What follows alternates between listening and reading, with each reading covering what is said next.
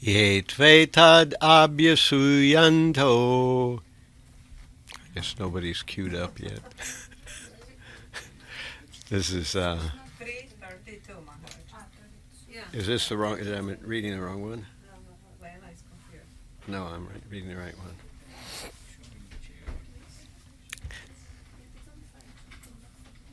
Ye tvetad abhyasuyanto.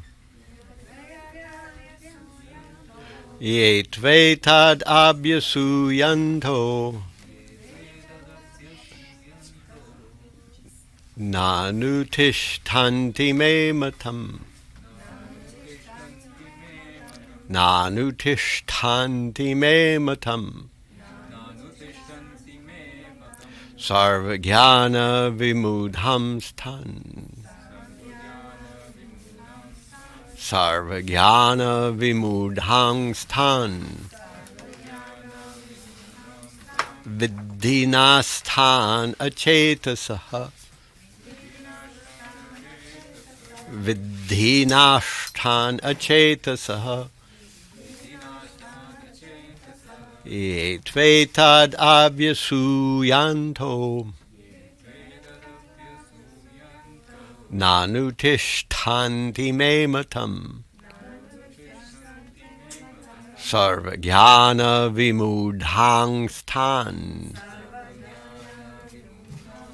Viddhinastan achetasaha. Ye tvetad abhyasuyanto. Nanutishtanti me matam. Sarvajnana vimudhangstan. Viddhinastan achetasaha. Take it away.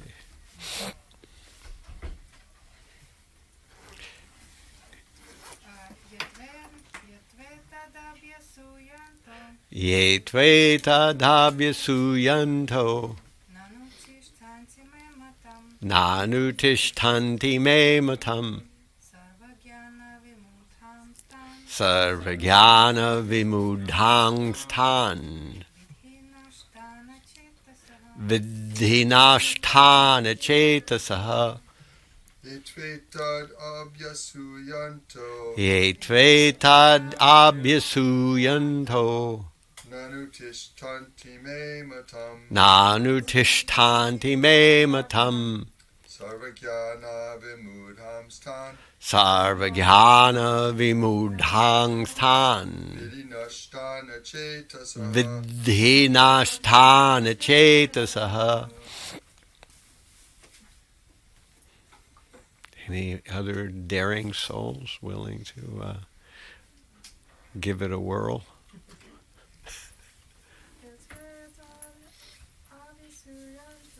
Ye tvetad abhyasuyanto. Nanutishtanti me matam. Sarvajnana vimudhangstan. Viddhinastan achetasaha. Ye, those. Tu, however. Etat, this. Abhyasuyantaha, regularly perform. Me, my. Matam, injunctions. Sarvajnanam, in all sorts of knowledge. Mimudhan, perfectly befooled. Tan, they are. Vidhi, know it well. Nashtan, all ruined. Achetasaha, without Krishna consciousness. Okay, so the translation reads, but those who out of envy disregard these teachings and do not follow them are to be considered bereft of all knowledge, befooled, and ruined in their endeavors for perfection. So I say, and you please repeat, But those who out of envy those who out of envy disregard these teachings disregard these teachings and do not follow them and do not follow them are to be considered bereft of all knowledge, are to be considered to be bereft of all knowledge, befooled, befooled, and ruined in their endeavors for perfection. and ruined in their endeavors for perfection. Okay, so here is the short purport. The flaw of not being Krishna conscious is clearly stated herein.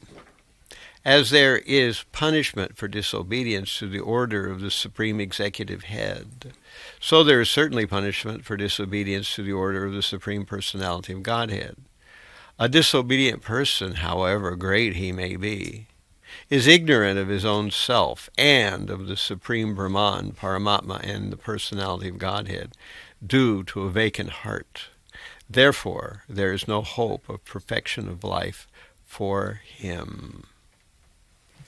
Yetvetad abhyasuyanto nanutishtanti me matam sarvagyana vimudhangstan vidhinashtana chetasaha. But those who out of envy disregard these teachings and do not follow them are to be considered bereft of all knowledge, befooled, and ruined in their endeavors for perfection. It's off. Bolo. Is that actually better? You can hear it? Yeah, Okay. it was off and now it's on. Okay.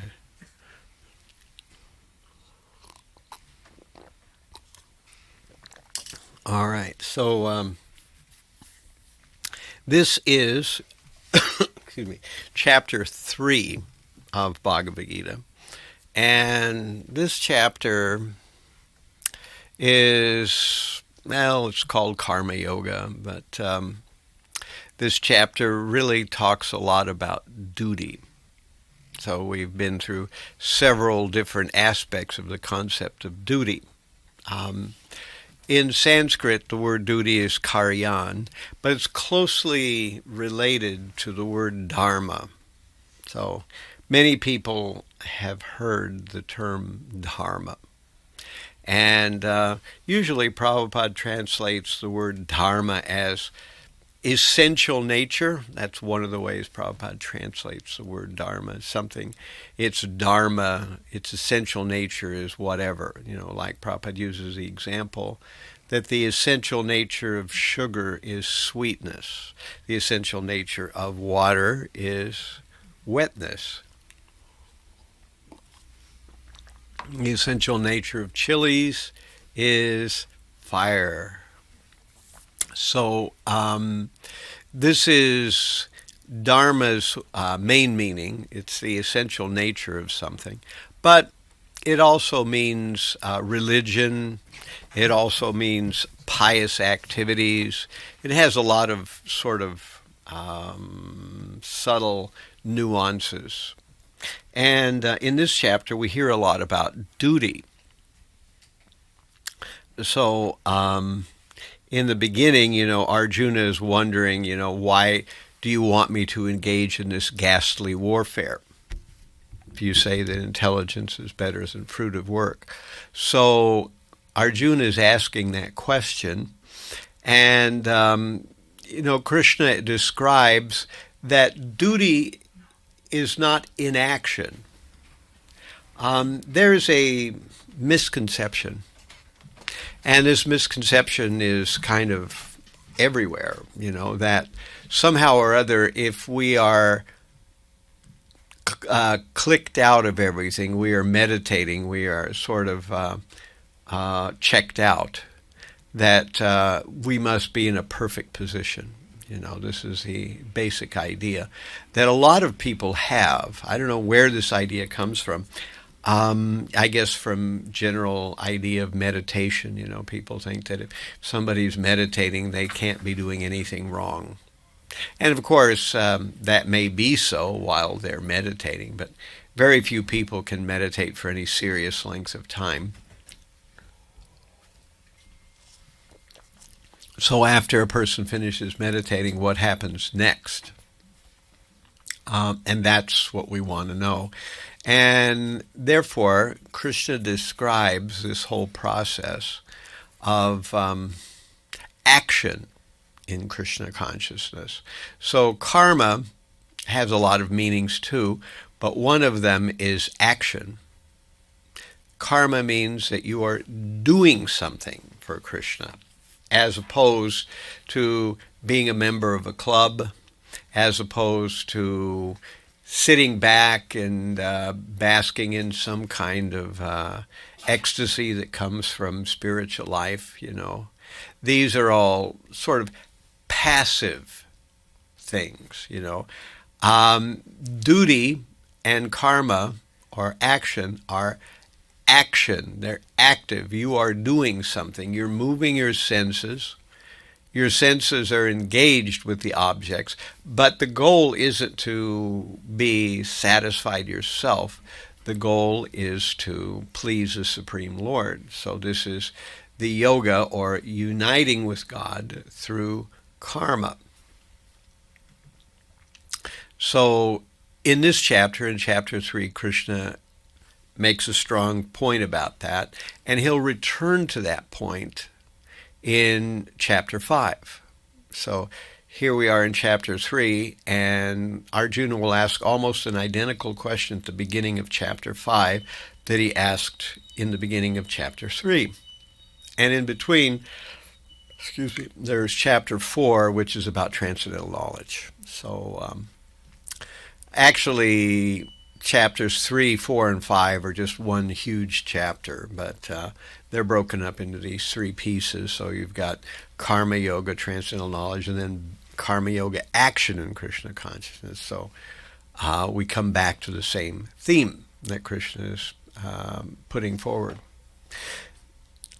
Again, he is trying to counter Arjuna's notion that spiritual life is about inaction. Arjuna has suggested that the fighting will be bloody. Many people will die. There will be a dharma, because many women will become widows, and many children will be raised without fathers, etc., etc. So this battle will create many ill effects, and therefore better than fighting this battle is to renounce the kingdom, renounce his duty, and meditate. And Krishna is not at all agreeable with that analysis, even though it seems appropriate. In our modern day, we would think that this is, Arjuna is highly spiritual of even thinking like this, being on a battlefield. But Krishna is not buying it. And instead, Krishna is saying that one needs to work. So Arjuna starts off with a question, why do you want me to fight? And then Krishna answers that question, beginning with the concept that you need to fight because duty is not inaction. Duty is action. You have to do something. And, he uses all these different analogies. You can't even maintain your body without work. And then from about 9 to 16 in this chapter, we hear about the demigods. And we hear about how by interacting positively with the demigods, one can become favorably situated in the material world. This is one of the few places in Bhagavad-Gita where Krishna seems to kind of recommend this, Later on, chapters 7 and 9, he, really cuts down demigod worship. But at this point, he's kind of saying that, well, if you're not prepared for devotion, then you should at least cooperate with the demigods. And if you cooperate with the demigods, that will create a auspicious environment. The world will be auspicious. So cooperating with the demigods, he explains that you will be peaceful and you will get the blessings of material nature, etc., etc. And then after describing that, then Krishna goes on in this chapter to talk about detachment, perfection in detachment, which is an interesting part. It's a very short section. It's about 3 verses, I think 17, 18, and 19. That's the verses that it is. And perfection and detachment, he says there's one person who doesn't have a duty.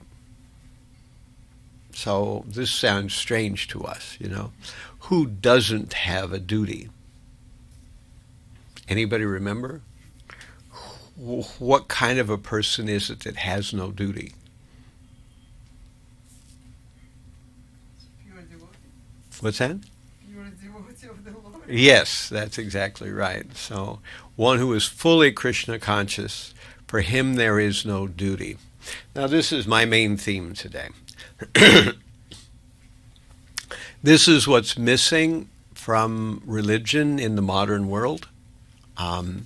In the modern world, mostly religion is about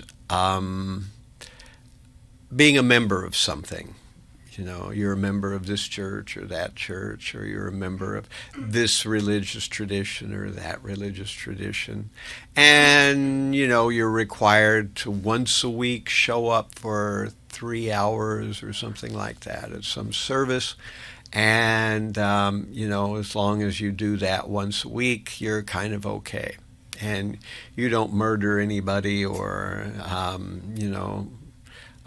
kill children or something like that. You don't do anything drastically evil. You're okay. You're on the way to heaven. That's kind of the basic idea. And usually there are some rituals.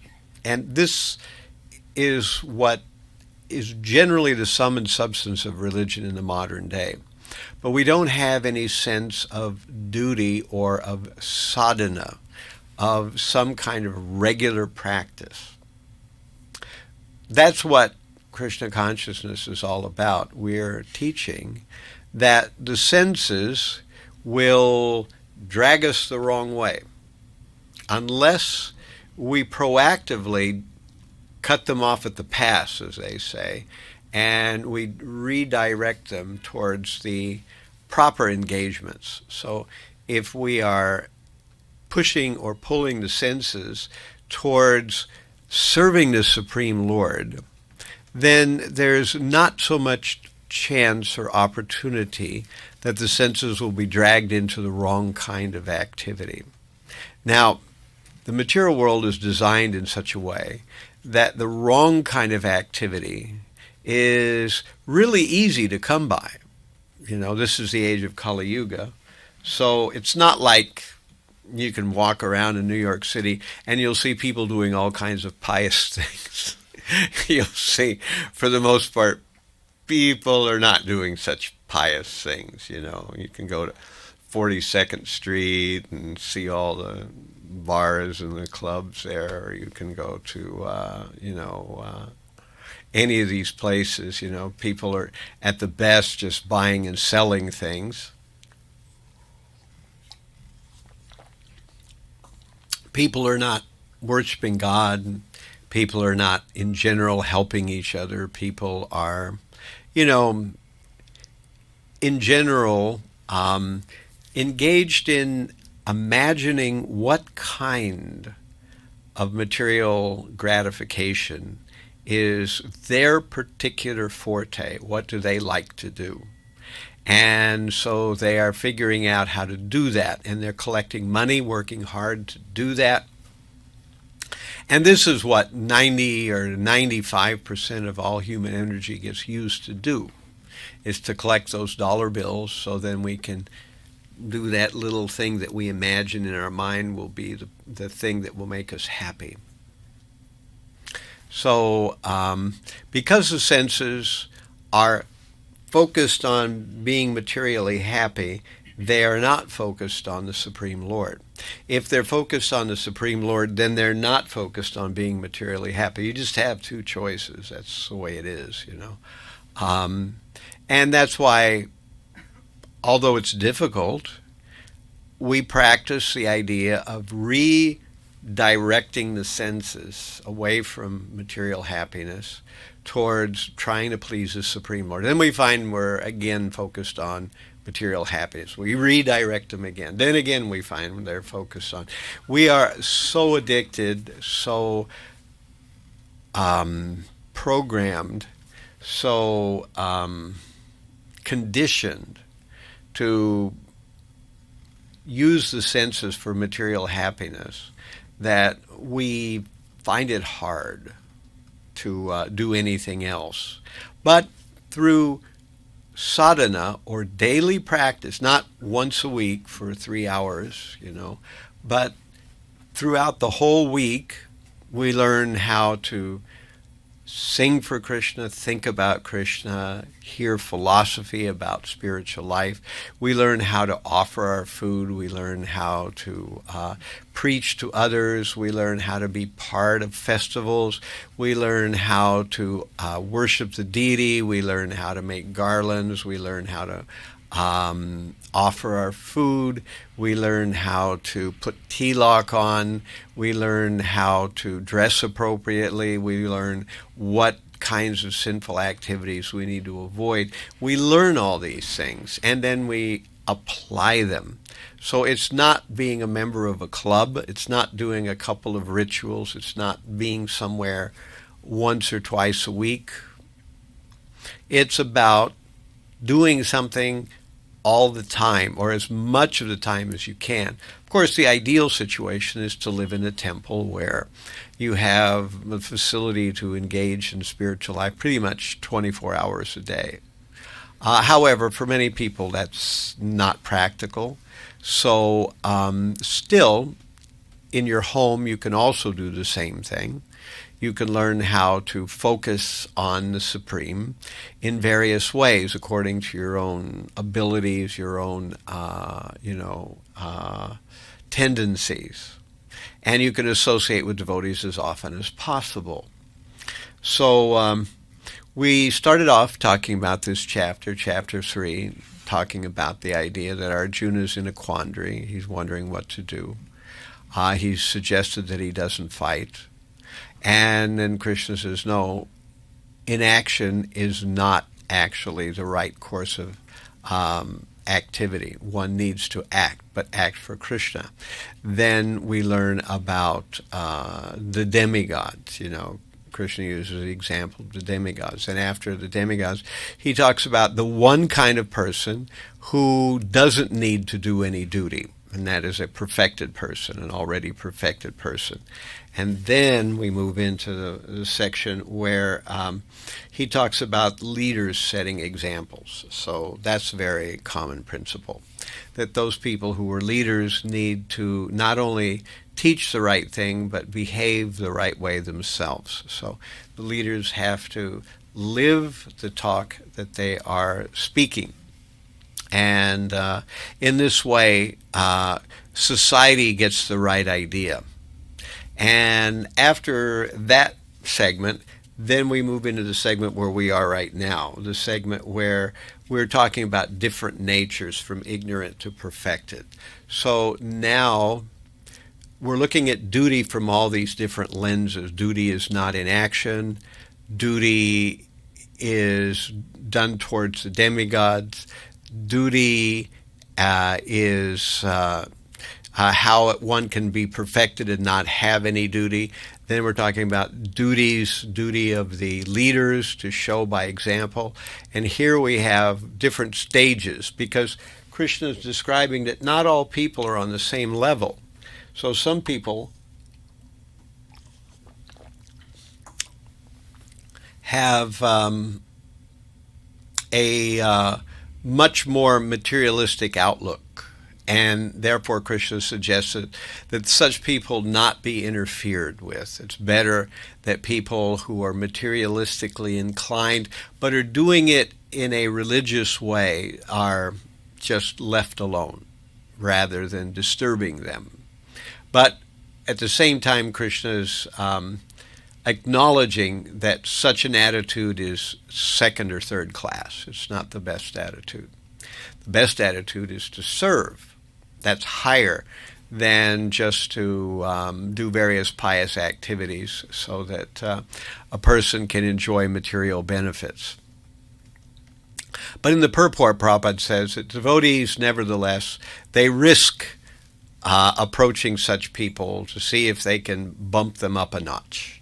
So what we understand in devotional life is we give people a chance to understand and practice a higher level of devotion.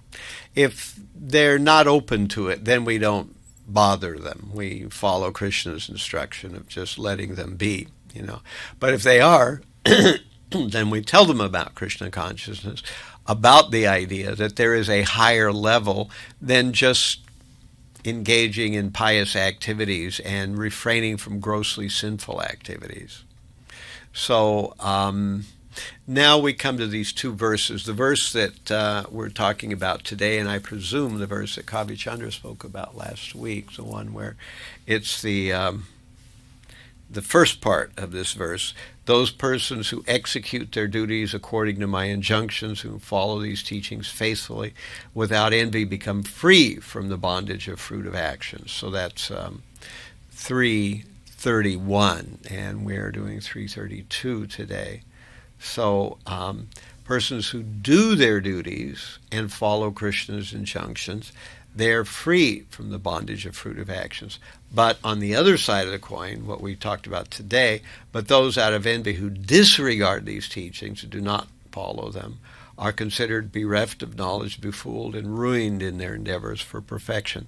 So if a person's not willing to perform devotional reassigning of our attitudes and our time, our focus, then one will necessarily focus on the senses.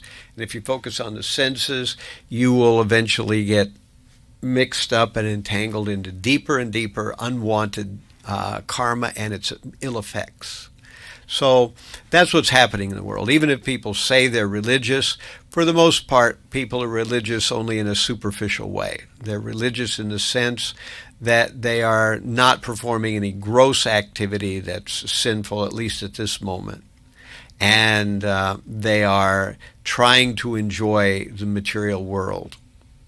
But this is a very difficult tightrope to walk, because material desires always want to pull you into a darker and more ugly form of sense gratification.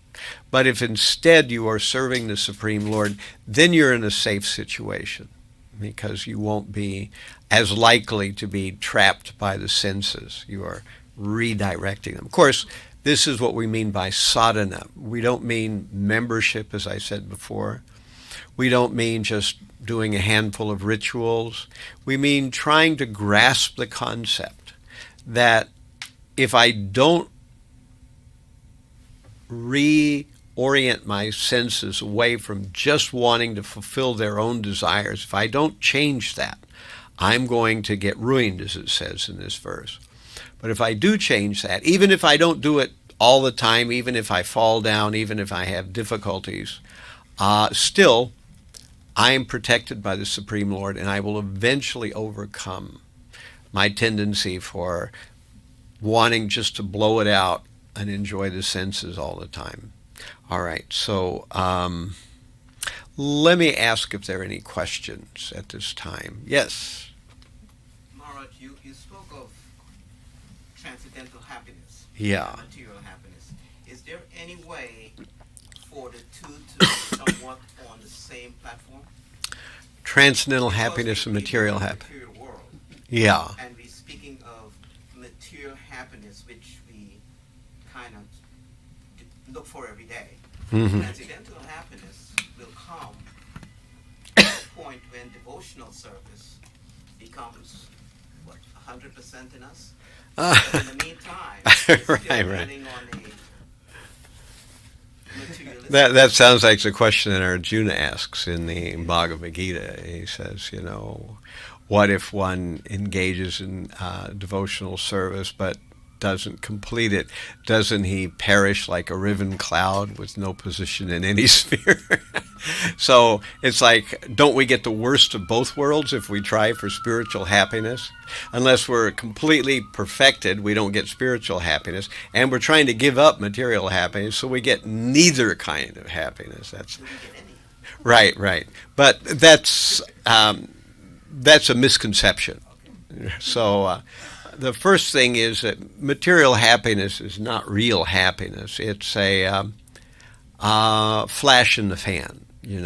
Material happiness comes in brief moments where, we're happy for a few moments at a time, and then we segue into our usual either boredom, fear, anxiety, disgruntledness,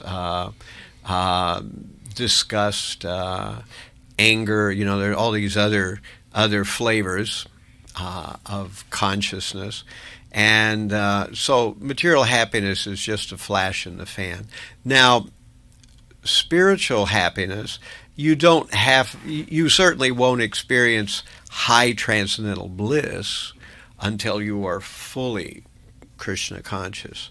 But that doesn't mean you won't experience happiness. What you will experience is fulfillment, which is something you never experience in the material, chasing, material sugar plums. You never get any kind of satisfaction. You may get a little bit of sweetness every once in a while, but it's never any deep satisfaction. That's the problem. Otherwise you would walk around New York City and you would see people with big grins on their faces, wouldn't you? Of course, these days you can't see anybody's faces at all because most of them have their official mask of protection. And so we don't see what their faces are. But most of us remember what New York was like before 2 years ago. And, it just goes to show that because most people are not happy, that there's something wrong with the way people mostly live their lives. And one of the things I always notice is, especially on Sundays at our temple in Brooklyn, you watch kids and they're always, yeah. And they're just jumping, and they're running at full tilt, and they're just gun, go, gaga, goo, they're just like that. And then suddenly about age 13, 14, something like that, they slow down, and then there's a lot of tears and anxiety and the constant, we wonder what happened to all that. The answer is that our karma finally caught up with us, and we lost that happiness of not knowing nothing about nothing, not being responsible for anything. And so now we're in a different way of looking at things. But if a person is engaged in Krishna consciousness, yes, they may not experience, transcendental ecstasy where tears come from the eyes, goosebumps appear on the skin, one is stunned, one cannot move, the voice says gaga gaga and can't speak, the hairs are standing on end. These are, classic symptoms of great ecstasy, which does occur in devotional service, but only at the highest levels. But that doesn't mean that one doesn't have satisfaction, so the idea is that when a person... Could we get satisfaction from material happiness at all? No, we never get satisfaction from... What we do get is a momentary respite from the senses. You're hungry, you eat something, so you feel satisfied, for a little while, at least from hunger. Then the next thing is I'm bored, or I want to engage in some sex life, or I want to... watch something, it's just one thing after another in material life. We are trained that way. We grow up that way. We see our friends doing it. We see our parents doing it. We see our neighbors doing it. We see people at work doing it. We see people walking down the street doing it. Why should we suspect that there's something wrong with that? Everybody's doing it, but it's wrong. I mean, it's the most simple thing in the world. You think, I need happiness. How do I get it? Well, I learn how to get it by watching what people who want the same happiness as me, what do they do? And I'll do the same thing, What do people who want money do? I'll see what other people who want money do, and I'll do the same thing. I like to have a lot of sexual pleasure, so I'll watch what other people who want to have a lot of sex life. What do they do? How do they do? How do they get it? Or I want to be famous, so I'll watch other people who are famous. So I'll find out how they do it. Of course, now on YouTube and all kinds of places, you can find out any particular kind of thing that you are interested in doing. You can do it, but this is all you get. Is this endless chase, 1 minute you're hungry, 1 minute you're a little bit sleepy, 1 minute you are bored, 1 minute you are angry, and each minute you've tried to figure out what to do to bring that particular emotion or that situation to a denouement, to a kind of closure of some kind or another. And that's what your whole day is. And that's what everybody's doing. But that's not satisfaction. That's just, like being in an ocean on a boat getting tossed around. That's all that's going on, But when you engage in devotional service, you feel a sense of you're going somewhere. You are actually learning how to connect with God. All the religions talk about it, but how do you really do it? And is it only some rare saints that in the 15th century or 16th century managed to pull it off? Or can you do it today in 2022 with a COVID mask on? Can you do it today? So is it still possible? And the answer is yes, it's still possible. It was always possible. It's possible for any Tom, Dick, or Harry, So it's possible. You can do it, but you have to do it through a process, and that process is what we call bhakti, gradually moving the senses from pointing always at their objects to trying to please the Supreme Lord, and gradually. This is what we mean by duty. This is what Krishna means by karma yoga. That's what this whole chapter 3 is about. And of course, this chapter winds up with talking about lust, which is, a little bit further down the road here, but that's kind of how this chapter is outlined. Any other questions? Yes, Atma has a question. It is a practical and question that's relevant to a contemporary matter. Mm-hmm.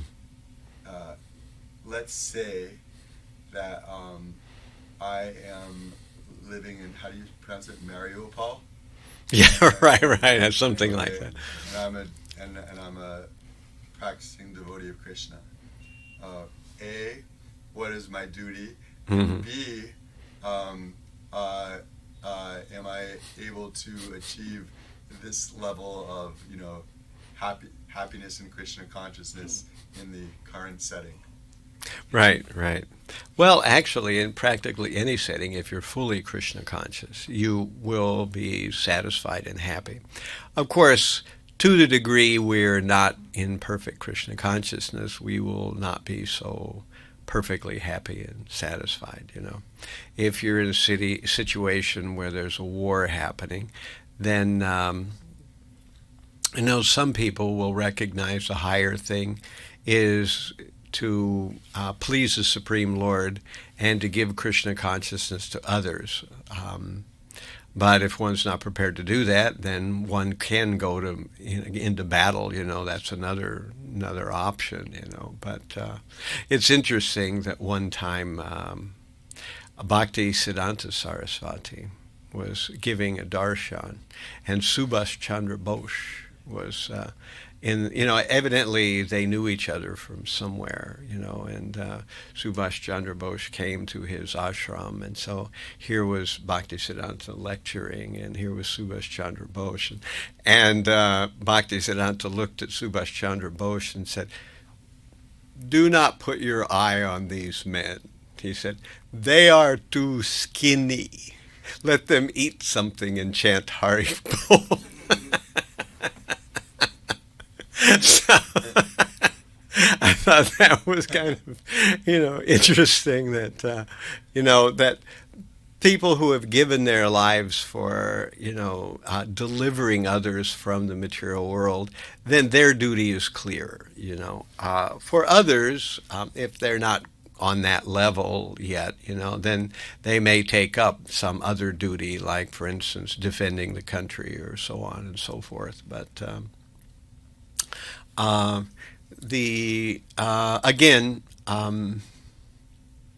there was another sort of funny story where Prabhupada is in a morning walk, if I recall it, and there's a whole group of devotees around him, and Prabhupada's talking. The devotees, they never suffer, and they are above all material difficulties. And there was one devotee who was in the back, and he was obviously suffering in various ways. And so Prabhupada turned and the devotee said, "But Prabhupada, if they're not suffering, what exactly are they doing?" And Prabhupada looked at him, and he could understand the whole situation, and he just started laughing. That's how he answered it. But what it actually means, again, is that to the degree that one is fully Krishna conscious, to that degree one does not experience the difficulties of the material world. And we see it, that sometimes great devotees, they do things that would seem utterly insane to us. Like there's a story where one great devotee goes to the Muslim, ruler who is totally against Hinduism, and he, knocks on his door in the middle of the night, and this ruler wakes up, and he's saying, "My dear ruler, just chant Hare Krishna." This is kind of, by all political and regular, ways of assessing the situation, this is a suicidal kind of thing to do. And he's saying, "Just chant Hare Krishna." And the ruler tells him, "It's the middle of the night. Why are you getting me up? I'll try to chant Hare Krishna tomorrow." And the devotee answered back to him, "You just did chant Hare Krishna. Just do it again."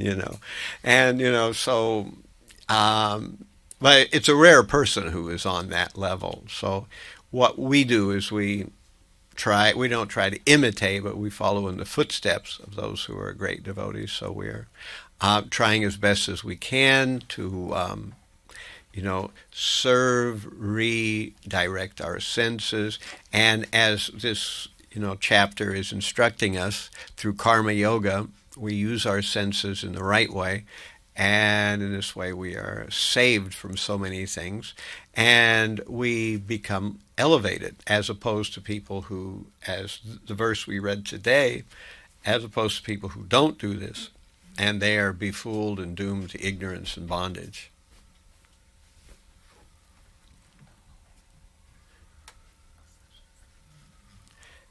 Any other questions? There's no clock in there. Could I just mention? Yes, Courtney. During your speech, you mentioned gross sinful activity brings about, I think, bad karma. I'm trying to recall how the end of the sentence went. But gross sinful activity and sinful activity, there's no difference between the two, is there? Gross. Well. Is there a Well, you can use the senses either for Krishna or for gross sense gratification. You can use them in either way. But it's sinful activity. Right, sensual activity is sensual activity. The question is, what is the purpose of it? So if we're cooking food and we're offering it to the spiritual master, then that's spiritual activity. We are trying to please the spiritual master, then we're taking the remnants after we eat it. So that's spiritual activity. If we're cooking food and we're going to eat it ourselves, we have no conception of the spiritual master. We're cooking all kinds of unwanted things. Then there's nothing spiritual about that. Gross sinful?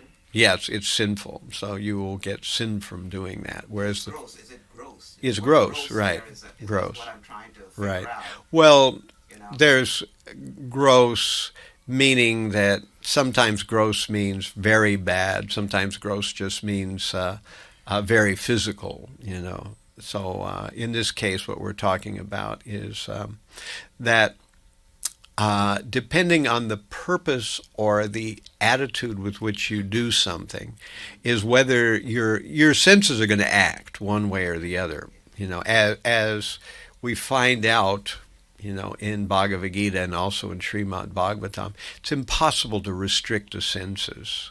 You can perform meditational yoga if you're one in a million people who have a very, very peaceful consciousness and you're in an ideal situation. Maybe you can do it.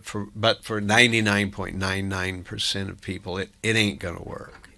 And so if you try to sit on the senses, it's not going to work. They're going to eventually force you to do something. And so, therefore, if we're going to have to use the senses, the question is, are we going to use them just to gratify ourselves, or are we going to use them to try to please Krishna? Now, likely we will do some of both. You know, but the process of Krishna consciousness is learning how to do more of the pleasing of Krishna and less of the pleasing of our own senses, you know. And therefore, the karma and the entanglement becomes gradually cut down, and it doesn't grow bigger and bigger, you know. Whereas if there's no Krishna in the picture, there's no God in the picture, then the senses are going to gradually grow more and more powerful, and we will become involved in deeper and more ugly forms of both gross sense gratification and the karma that comes back from it. Does that make sense? Yeah. Okay. Any other questions in the group here? Yes. All right. I think this is irrelevant to the topics you're speaking on. You're speaking about doing your duty and being Krishna conscious. So why is it that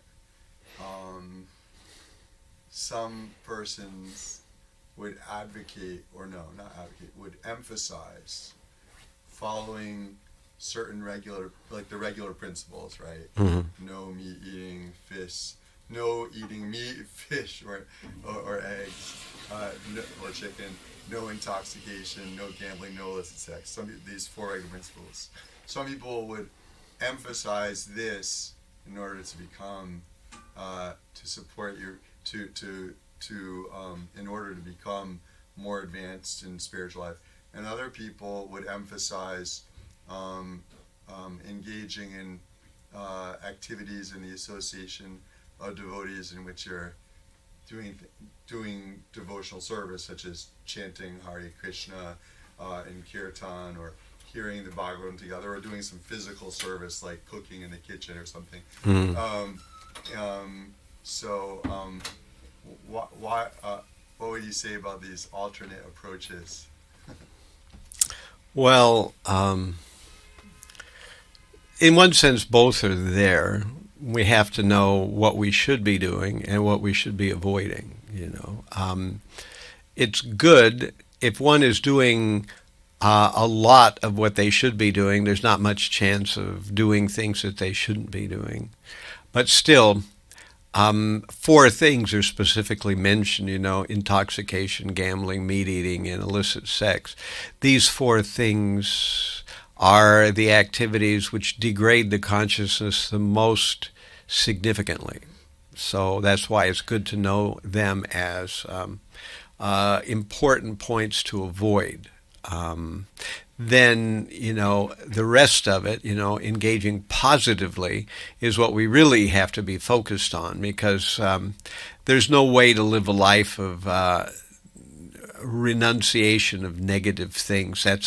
It's like a vacuum or something like that. You can only live a life that's spiritually progressive if you're doing positive things. Of course, again, it's important to know what are the most degrading things, the deepest, if you're a sailor, what's dangerous weather, what's a dangerous territory. You have to know that. So if you're in such a location or you're in such a weather, then you can be on your special guard that I'm now in a situation that could do me in if I'm not careful, But at the same time, generally what we have to do is focus on the positive. If we're doing everyday devotional service and we're trying to, engage in serving the spiritual master and the Supreme Lord, in general we'll be okay. That's basically how it works. Does that answer your question? Yeah, thank you. Okay. Yes, we have a question. Does exercise count as sense gratification? I couldn't hear. Does exercise count as sense gratification? Exercise. Oh, Right? yeah. Well, keeping the body fit is actually a part of spiritual life.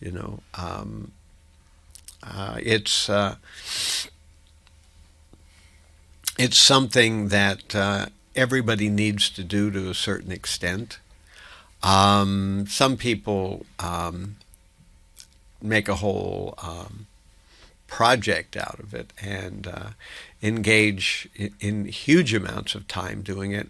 That can be a little too overmuch, but in general, there's nothing wrong with keeping the body fit. And there are acharyas who actually were quite physically robust.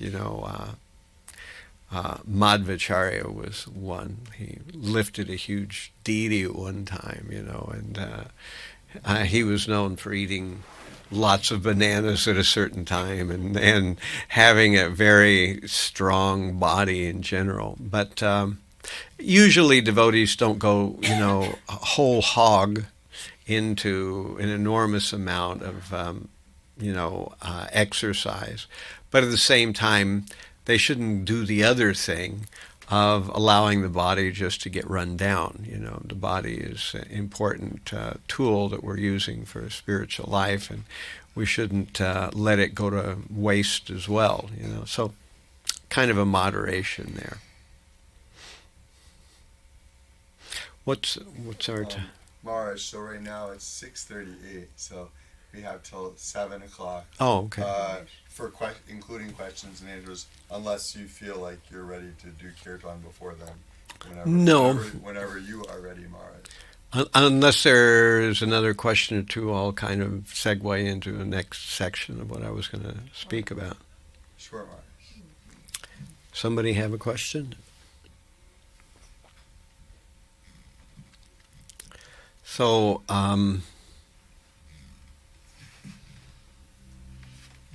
we were talking about this idea of duty.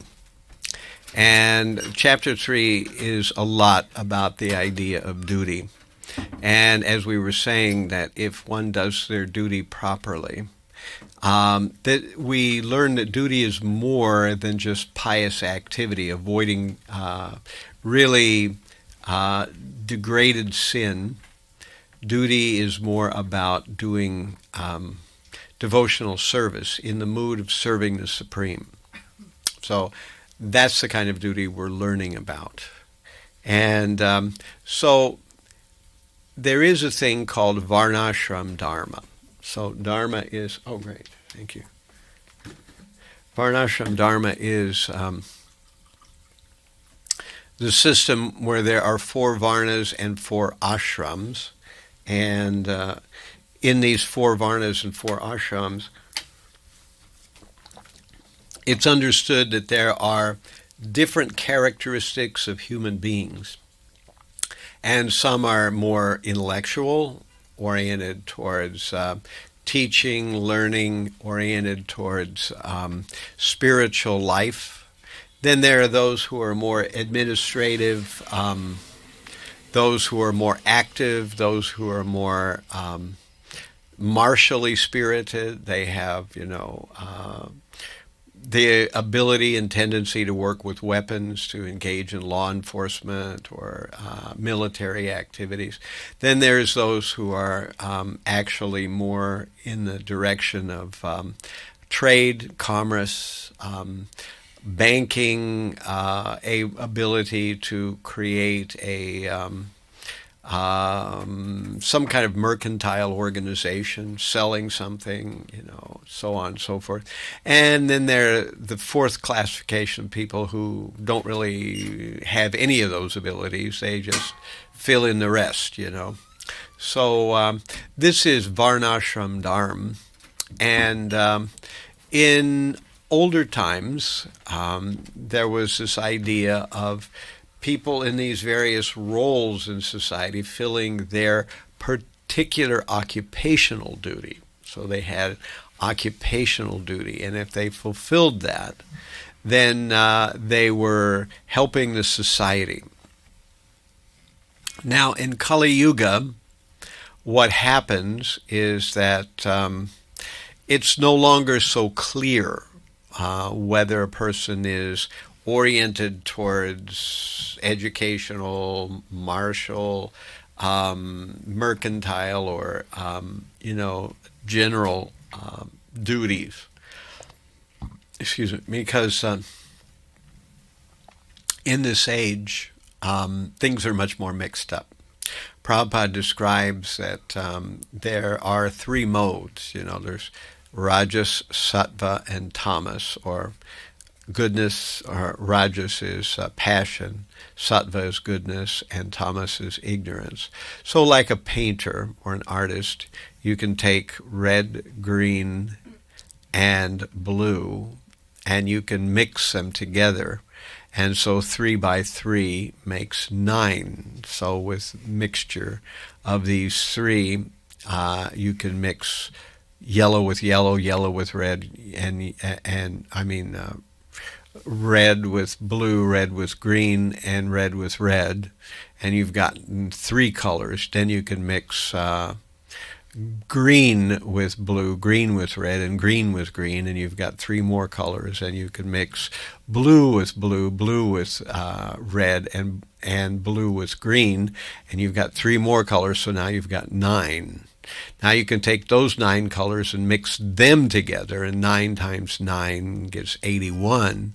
So in this way, Kali Yuga develops all these nuances of flavors where you have mixtures of mixtures of mixtures, and that's why it's so difficult in the age of Kali Yuga to figure out what kind of activity do we really fit into, what are we sorted for.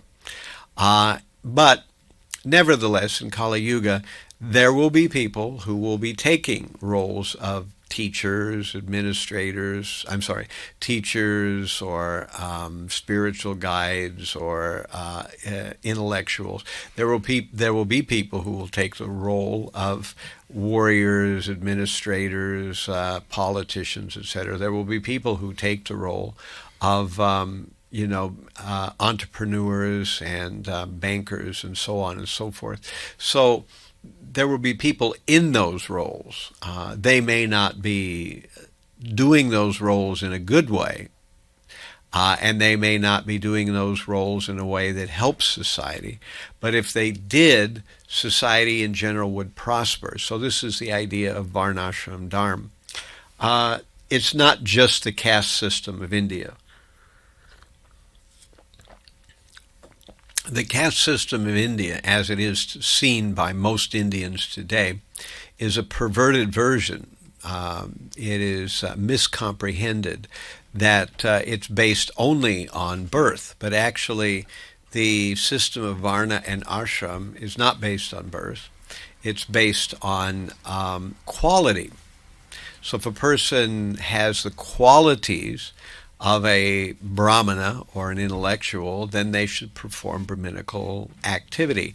If a person has the qualities of a kshatriya or of a warrior or a military person, then they should perform those kind of activities. Not just because they're born in one kind of body, then they should do that, because that's the way Krishna describes it in Bhagavad-Gita. He explains that this Varnashram system is based on guna and karma, not on janma or work. So this brings us back to, if society was arranged in a way where these classes of people work together in a positive, constructive way, then society would be much better off. It would be more conducive to spiritual life for everyone, and people would be able to work together. But instead, in our society, we have conflict between these classes. We have conflict between the intellectuals and the military class, and we have conflict between the class that is involved in, administration of, industry and so on and so forth. We have a lot of conflict. So, society will have these four classes, no matter what, because it's just nature, However, the question is, will these classes be set up in a way that is conducive, or will they be set up in a way that is non-conducive? So what we have right now is non-conducive, but what we actually want is a setup where the classes respect each other. They know what is to be done by each class, and therefore there's a cooperation rather than a internecine warfare going on between these different classes. All right, so any questions on that, and then we'll end up and go into a kirtan. Yes. I have a question on caste system, because I grew up in India. I was fed that narrative that, caste system is bad. Practically, I saw, like, in caste system, people usually just followed for pretty much marriages, like they wouldn't right. their caste. Now, when I came to US, I see in particular religions, this whole thing of marrying within their religion is way more stricter than, caste system. Right. So that's one thing, but no one points that out, that some particular religions without getting into. Right. The second thing I saw was actually, even in perverted caste systems, there was certain amount of social mobility, But over here we see, the same Kennedys, the same Bushes, and some other. Right. Like Pelosi's, and her father was a senator, and so it's like. I see it here, over here, the class system is much more strong. It's everywhere. So, it's everywhere. Well, at least, there was some social mobility, even within the perverted caste system, Practically, it was just followed for pretty much getting married. Mm-hmm. But over in this country, I see from getting jobs to getting. Well, I've seen it in India, and I've seen it in the Western world. It just it's almost the same thing, but it's just done in a somewhat different way. In the Western world, it's a lot sneakier. There's different names. Yes. It's kind of like the upper middle class and so on and so forth. It's they wouldn't call themselves brahmanas or something like that, but they kind of have a similar kind of concept. Well, at least in India, we have the member of parliaments. They at least retire. Over in this country, I see the same senator until they die. Right. They die in office pretty much, and then their sons take over, and And so I find it much more, I would say, much more discriminatory than caste system. Yeah, well, anyways, it's help us understand Bhagavad-Gita. Yeah, wherever it is. That's the nice thing about human beings, that whatever it is, they can find a way to pervert it, and then once they perverted it, to hide it. So make it seem inconsequential, or less nasty than it actually is. Everywhere, that's the nature of Kali Yuga. So we have Kali Yuga, and in Kali Yuga, you can't expect things to go well. You can't expect people to be upfront about what they're really doing, and et cetera, et cetera. It's just the nature of the way Kali Yuga works. But at the same time, we know what things should be, and we're trying to work at pushing things in that direction. Yeah. Oh, we have another question in the back there. Yeah, so what determines like why a person is in a certain class? You mentioned there are four Right. divisions, so what determines that? So, Chapter Varnam Mayam Shrishtam Guna Karma Vibhagashaha. So, Krishna says that these four divisions were created by me. Chapter Varnamayam Shrishtam. Shrishtam is to create. Guna Karma Vibhagasha. They are directed or delineated by guna, which is qualification, and karma, which is by work. Janma is not mentioned in that verse. So that's interesting. That in Bhagavad-Gita, Krishna says that directly. So a person should perform activities based on what kind of work they find easy to perform. They have a proclivity for it, and what kind of work they're actually good at. So if a person can do well at a particular kind of activity, then they should do that activity as opposed to some other kind of activity, regardless of what kind of birth they came from.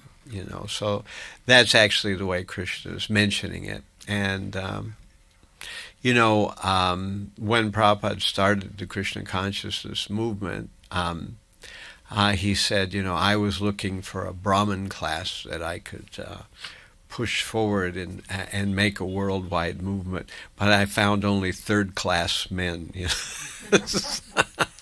So here we are, all those third-class men and women, and we are trying to push on anyway. So he impressed us into a service that was beyond our qualification, beyond our pay grade, but somehow or other, we are trying to soldier on anyways, and trying to do the best we can. And of course, kind of that's the nature of Kali Yuga.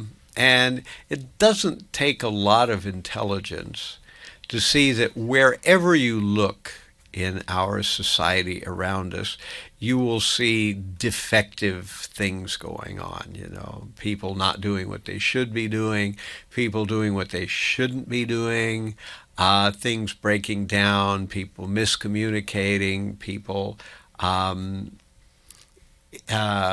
exhibiting prejudice or favoritism or whatever it is. It's kind of everywhere in society, like salt in the ocean. So we just try to do the best we can, even in our own society, which is by no means perfect, but we are trying to move forward or soldier on. Yes. I'm all right. So first, a comment on Gora Prabhu's questions. Comment. I thought it's important to point out that in the Prabhupada's and Krishna's discussion of the Chapter of Bhagavad-Gita, the four Varnas, it's not there to point out how off Indians in Indian society are today.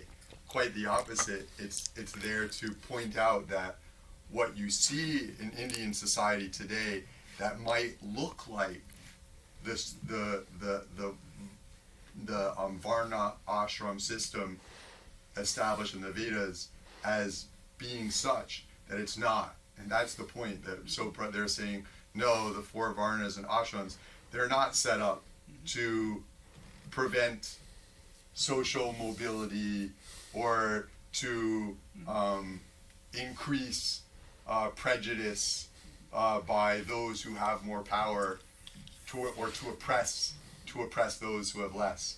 But it's to point out that when you see something like that, which of course you see in the United States, you see in the Western world, and you see in India, the point is that it can look like that's the Vedic system because many people justify such behavior in India as being established by the Vedic system, and Prabhupada and Krishna are pointing out that's not what the Vedic system is. So that's my comment. And then just to a humorous demonstration of the preposterousness of the idea that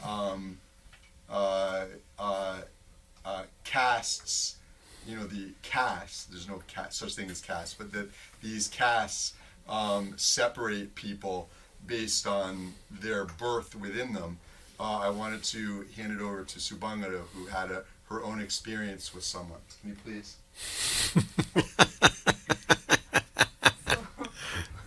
Once I met somebody in Sankirtan Maharaj, and then actually she came, I think she maybe come to the temple. That was in England, and she was a stewardess. And then we were talking, and then she got really upset that I have Brahmin initiation, and I'm Brahmin. And she said, you cannot be Brahmin, I'm Brahmin, I'm born as a Brahmin. So I was trying to explain to her, but she couldn't really understand. And then, but I said, like, what do you do? She said, I'm stewardess. I said, but your job is not like a Brahmin. I said, you are serving alcohol and meat. But she said, but I work in first class. Okay, so that's the saving grace, right? Right. So we see that people find any reason they can to feel superior over one another.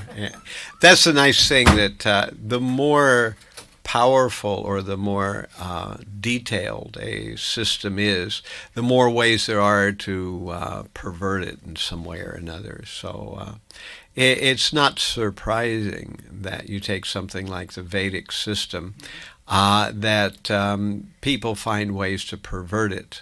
Everything is only as good as the attitude of those people who are serving as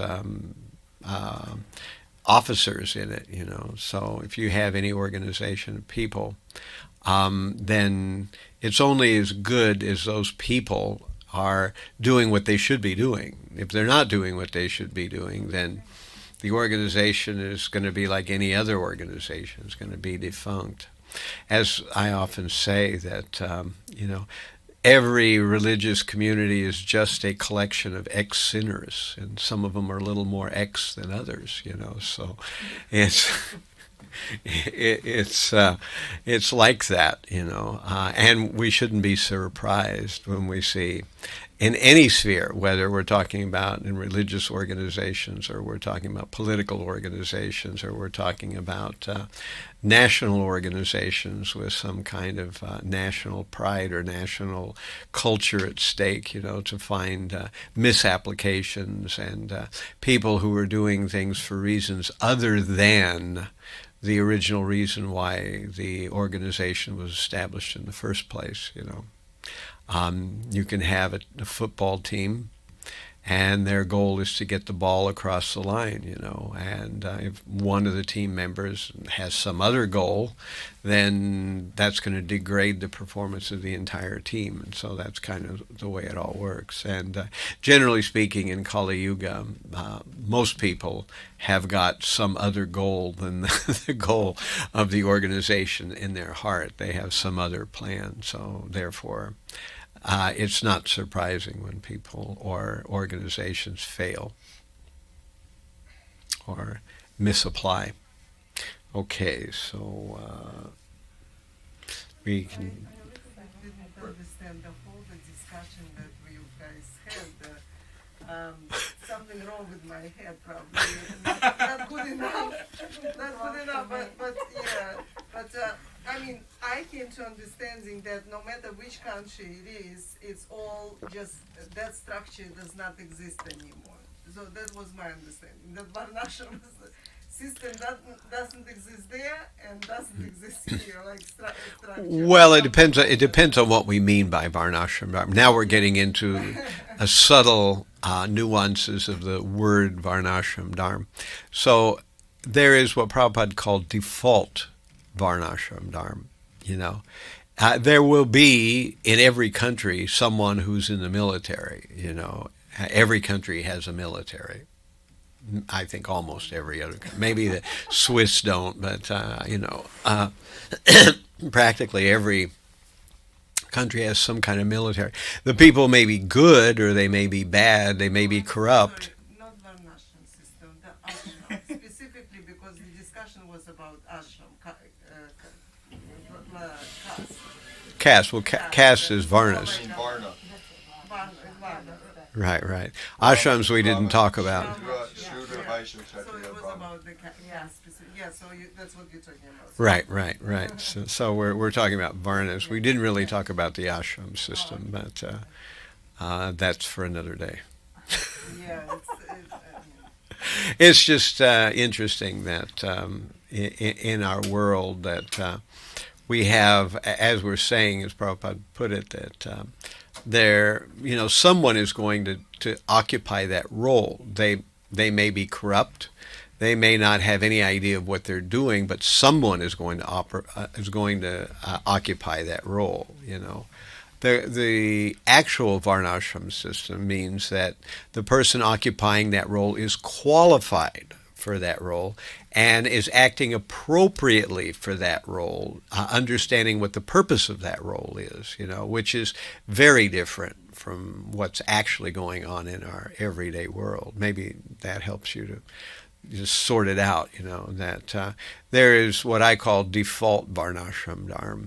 One time Dhanavir Swami made the point that there are 5 different definitions for the word Varnashram Dharma, and you kind of have to tease them apart sometimes just to not get confused by various nuances. There's legitimate Varnashram Dharma, which is, Daivi Varnashram Dharma, where everyone is serving Krishna, but they're doing things according to their role. There is what we call regular, mundane Varnashram Dharma, where everybody's performing a role, but Krishna's not involved. It's just, I'm a Brahmana, I'm a Kshatriya, maybe I'm there because I'm born, maybe I'm there because I've got qualifications, but I'm doing my role because that's my role, Then there is Asuric Varnashram Dharma, which is based totally on birth, that if I'm born a Brahmana, I may be smoking cigarettes, and I may have a Brahman thread that's got, all kinds of nicotine stains on it and everything, but I'm a Brahmana because I was born one, Then you have emergency Varnashram Dharma, which is when people are given a role that they certainly don't fit, but it's necessary for an emergency's purpose. And then finally, you've got,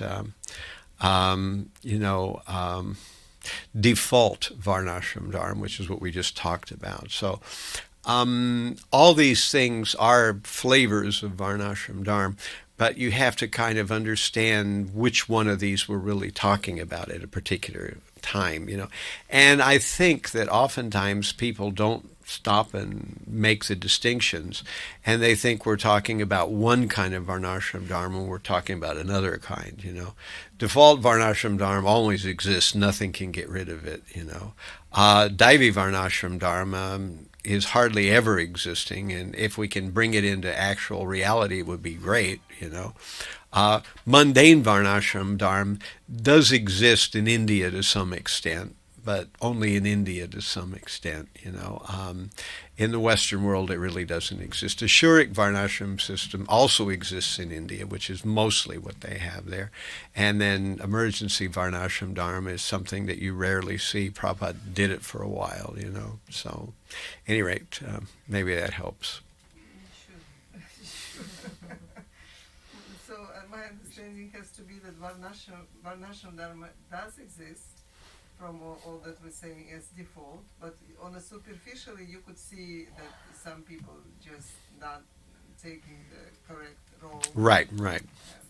People are in the wrong role, and even if they're in the right role and they're the right person, they don't know what that role really is asking them to do. They're doing the wrong thing in that role, even though they might be qualified, So you have all those kind of things. Okay, so...